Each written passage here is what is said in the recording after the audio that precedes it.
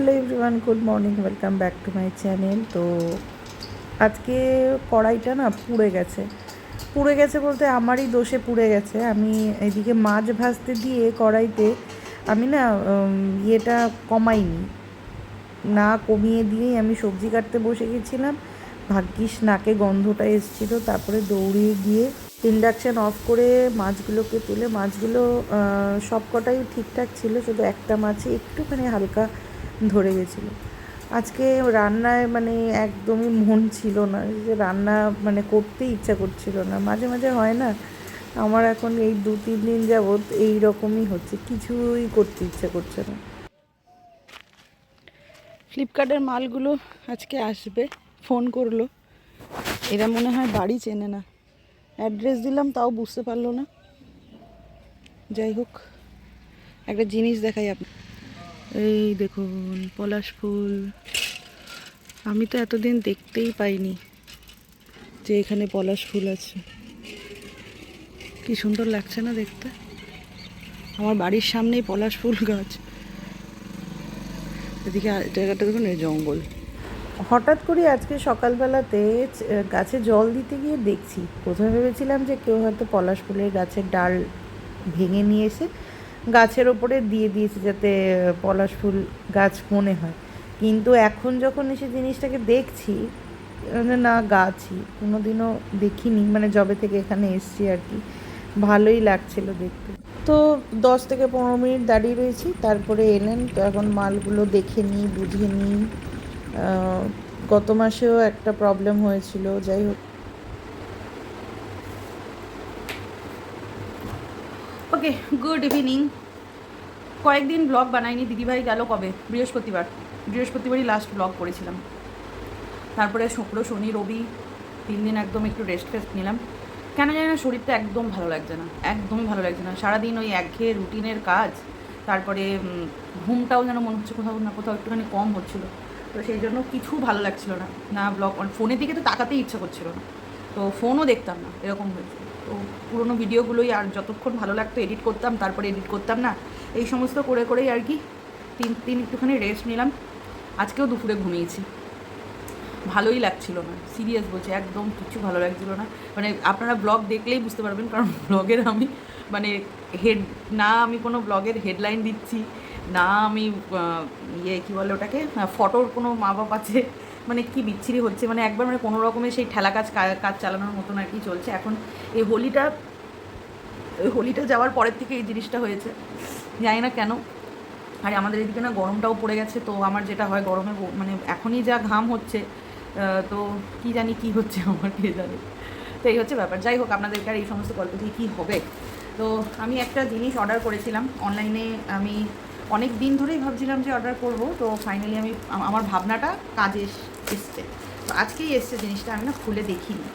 আসলে আমার আলমারিতে না আর জায়গা নেই, আলমারি বলুন, তারপরে আলনার যে ওয়ার্ড্রপটা সেটার কোনোটারই আর কি সেই জায়গা নেই। ব্লাউজ রাখার জায়গা পাচ্ছি না, সায়াগুলো রাখার জায়গা পাচ্ছি না, শাড়িগুলো সেই দুমড়িয়ে মুচড়ে ঢুকে আছে। কুর্তিগুলো, যে সমস্ত কুর্তিগুলো বাড়িতে পরতাম ছিঁড়ে গেছে, ওগুলো তো সাইড করেছি, করে কিছু কুর্তি এখন বাড়িতে পরছি, আরও রয়েছে। এবার আমার, অলির আর মিস্টার দাসের 3জনারটা একই জায়গাতে আলমারির মধ্যে ঘুরতে, মানে এত কিছু হওয়ার পরেও সেই এক, মানে সবারই তো বছর বছর জামা বাড়ছে, মিস্টার দাসেরও বাড়ছে, অলি রানিও বাড়ছে, আর আমার তো বাড়ছেই। আমার তো মানে কী বলবো, প্রত্যেক 2-3 মাস অন্তর অন্তরই জামা বাড়ি। তো সেই জন্য ভাবলাম যে অন্তত সায়া, ব্লাউজ আর ছোটো ছোটো জিনিসগুলো যেগুলো সবসময় লাগে, ছোটো কুর্তি, তারপরে কুর্তির যে সেটগুলো হয়, মানে প্লাজো প্লাস ইয়েটা যেটা কুর্তা সেট আর কি, তো সেইগুলো রাখার জন্য আমি এই ব্যাগগুলো নিয়েছি। এই যে দেখুন, এই যে অনলাইনে আমি না প্রথমেই একটা বিশাল হাই রেঞ্জে যাইনি, এই রকম সাইজটার হচ্ছে, এই যে এই সাইজটা বেশ ভালোই বড় আছে, মোটামুটি চলে যাবে আর কি। একটার মধ্যে ব্লাউজ রাখবো, একটার মধ্যে মানে একটার মধ্যে ব্লাউজ বলতে রেগুলার ইউজের ব্লাউজ যেগুলো হয় সেগুলো একটার মধ্যে রাখবো, সায়া একটার মধ্যে এঁটে যাবে, অনেকটা চওড়া, এই যে চওড়াতে এতটা, আর লম্বাতে হচ্ছে এতটা। তো এগুলো অর্ডার করেছি, কি স্টোরেজ বক্স না কি বলে জানো এগুলোকে, ব্যাগ, স্টোরেজ ব্যাগ না কি বলে জানো, যাই হোক। তো এইগুলো কাজের জিনিস আর কি। এইবার যদি আমার আলমারিতে আর কি জায়গা হয় জামা কাপড় রাখার, তো এইগুলো এখন দেখি আস্তে আস্তে ব্লাউজগুলোকে ফার্স্টে রাখি, ডিজাইনার ব্লাউজগুলো একদিকে রাখবো, আর নর্মাল ব্লাউজগুলো একদিকে রাখবো। তো এগুলো সব এখানে 6টা রয়েছে এই জিনিস, দাম নিল হচ্ছে 150 টাকা। ঠকে গেছি, ফ্লিপকার্ট থেকে অর্ডার করেছিলাম, হ্যাঁ। জানি না আমি ঠকে গেছি কি না, হ্যাঁ আপনারা জানাবেন। কিন্তু জিনিসটা কি বলুন তো, এই যে এটা কিন্তু কাপড়ের, হ্যাঁ ভেতরে অনেকগুলোর দেখছিলাম ভেতরে রড দেওয়া, ঠিক আছে, ওগুলোর দাম আরেকটু বেশি, আরেকটু বেশি বলতে ওগুলো 300, 350, 500, 600 এরকম। তো প্রথমেই আমি অত রেঞ্জে গেলাম না, ফার্স্টে আমি দেখি এইগুলো নিয়ে যে আমার কাজে লাগে কিনা। তো চলুন ব্লাউজের ভান্ডারটা নিয়ে বসি, দেখি ব্লাউজগুলোকে আগে ঢুকাই, তারপরে আমি মিস্টার দাসকে বলছিলাম যে তোমার জামাগুলোকে ঢোকাবো এর মধ্যে, মানে ইস্ত্রি করে করে, কিন্তু এখন যা দেখছি ওর জামা 2 কি 3টে জামা ঢুকবে, মানে একদম ইস্ত্রি করে যে সমস্ত জামাগুলো রাখবো আর কি, তারপরে আর ঢুকবে না। তো ওই সব জামা ফামা রাখা যাবে না যেগুলো একদম সেই দলা মুচড়া করে, মানে ফোল্ড করি আর কি, মানে সেই একদম রোল ফোল্ড বলে না, সেই রোল ফোল্ড করে যেগুলো রাখা যাবে, যেগুলো অনেকক্ষণ বকবক করে ফেললাম। বিয়ের পর তখন খুব শাড়ি পরার ইন্টারেস্ট ছিল, এত ছিল যে মানে বাজারে যাচ্ছি শাড়ি পরে যাচ্ছি। তখন না বাড়িতেও আমি শাড়ি পরতাম, সুতির ছাপা শাড়ি।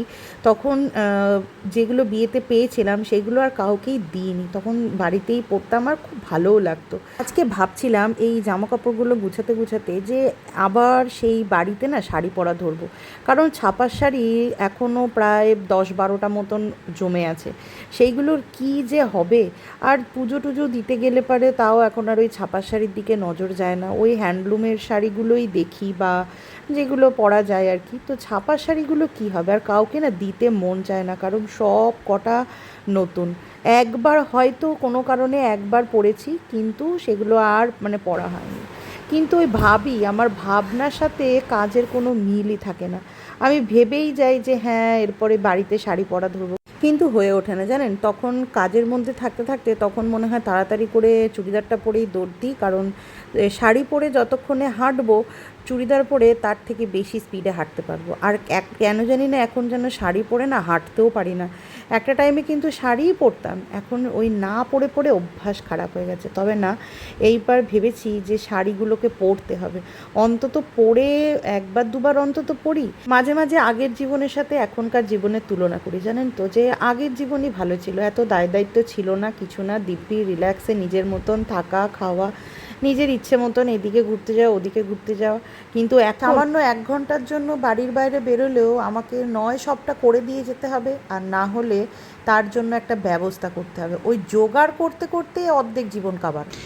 এই যে আমি এই জায়গাটাতে আমার শাড়িগুলো ছিল, তো সেইগুলোকে আমি এই দিকে একদম লম্বা করে আমি গুছিয়ে দিয়েছি। আর এই দিকে হচ্ছে এটাতে হচ্ছে সুতির যে ব্লাউজগুলো আছে আমার, সেইগুলো রয়েছে এটাতে, সুতি প্লাস ভালো ব্লাউজ আর কি, সিনথেটিক সব মিলানো মিশানো রয়েছে। এটাতে হচ্ছে প্যাডেড আর টপ কাটিংয়ের যে ব্লাউজগুলো সেটা হচ্ছে এটাতে রয়েছে, আর এটাতে হচ্ছে আমার সায়াগুলো রয়েছে। তো তিনটে ব্যাগ আমি এইগুলোর কাজে লাগালাম, আর তিনটে এখন আর হবে না, কারণ এখন অনেকটাই রাত হয়ে গেছে। ও এইগুলো দেখে না কেউ আসবেন না, এগুলো হচ্ছে আমার ওই ছোটো ছোটো ব্যাগগুলো আর কি। এগুলো না, এগুলোরও এক ব্যবস্থা করবো আস্তে আস্তে। তো এইগুলো আমি এখানে ঝুলিয়ে রাখি, কারণ আমার না মনে থাকে না যখন বেরোই তখন কোথায় রেখেছি। আর ছোট ছোট জিনিস না আমি সত্যি খুব মানে বিশাল ভালোভাবে গুছিয়ে রাখলে পরে খুঁজে পাই না, আর অগোছালো হলে পরে তো এটা টানি ওটা টানি, হাতের সামনে যেটা পাই তো সেটা নিয়েই আমি বেরিয়ে যাই। তো সেই জন্য আর কি আমি এই আলমারির এর মধ্যে ঝুলিয়ে রেখেছি। এখানে এই ব্যাগগুলো রয়েছে, তার সাথে এটা একটা ছাতা, 3 ফোল্ডের ছাতা। তো এটা না আমার এক বান্ধবী আমাকে ভালোবেসে গিফট করেছিল, তো সেই জন্য সযত্নে রেখে দিয়েছি, এটা খুব রেয়ার ইউজ করি। আর একটা হচ্ছে সিকিম থেকে আমি নিয়ে এসেছিলাম এই যে এই ছাতাটা, এটা একটা তো আমি ইউজ করছি, আর এইটা হচ্ছে অলিরানির জন্য, অলিরানি যখন বড় হবে তখন। এটা না প্রিন্টেড, এটা খুব সুন্দর, খুললে পারে এত ভালো লাগে দেখতে। অলিরানি কবে থেকে বলছে মা আমাকে এই ছাতাটা ইউজ করতে দাও, তাহলে তুই একটু বড় হ তারপরে দেবো। তো এই হচ্ছে ব্যাপার। এখন যাব নিচে রুটি করতে, রুটি করে খেতে টেতে দিয়ে তারপরে দেখব যে আর কিছু কাজ করা যায় কি না, কারণ এখনও ঘরের অবস্থা বেহাল। কারণ আলমারিতে এই র্যাকে যেই জামাগুলো ছিল যেগুলো ছিল সেগুলো এখন বিছানার মধ্যে নামিয়ে দিয়েছি। তো ওইগুলো দেখি কিভাবে কোথায় রাখা যায় না যায়, কারণ ভিডিওর দিকে কনসেন্ট্রেট করলে না জামা কাপড় গুছানো যায় না।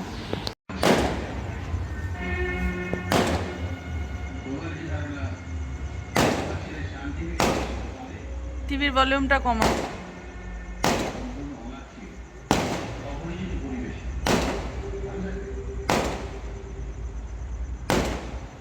বাবা,